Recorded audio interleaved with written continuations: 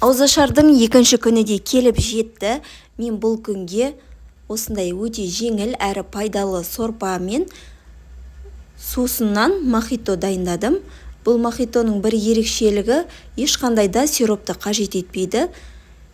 Міндетті түрде дайындап көріңіздер. Алдымен ыдысымызға ет болмаса тауық етін пайдалансаңыздар болады. Үстінен суымызды, мұздай суымызды құямыз да газда қайнатамыз. Бір қайнағаннан кейін осылай бетіндегі көбіктерін алып тастаймыз және ары қарай жай отта қайнататын боламыз. Етіміз пісіп дайын болғанға дейін сусынымызды, яғни мохитомызды дайындаймыз. Лаймды, лимонды және апельсинді осылай ортасынан бөліп, бір бөлігін шетке алып қойып, екінші бөлігін сыртын тазалап, кубиктап тураймыз да блендерда езетін боламыз.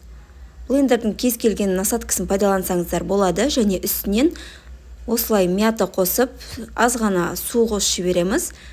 Осындай енді осындай сеткіден өткізіп, бізге сұйықтығы керек болады.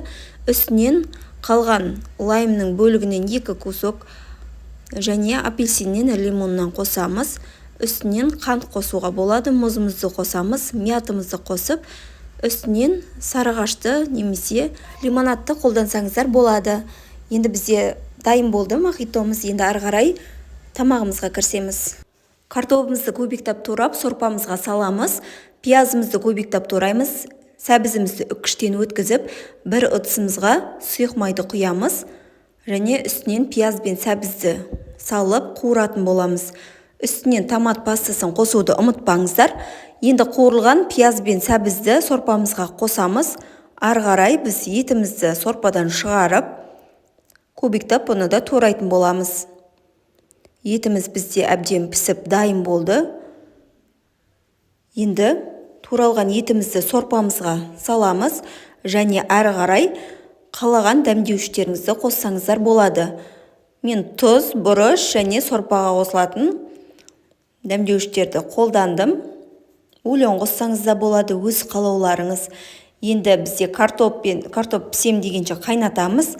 Картопымыз пісіп дайын болғаннан кейін үстінен күріш немесе макарон, қалаған өзіңіз нені қалайсыз, соны қоссаңыздар болады. Мен осындай рожкиді пайдаландым.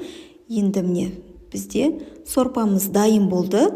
Міндетті түрде жасап көріңіздер. Өте дәмді, негізі қарапайым рецепт. Оны түсіріп те керек емес деулеріңіз мүмкін, бірақ маған қатты ұнайды. Барлықтарыңызға ас болсын.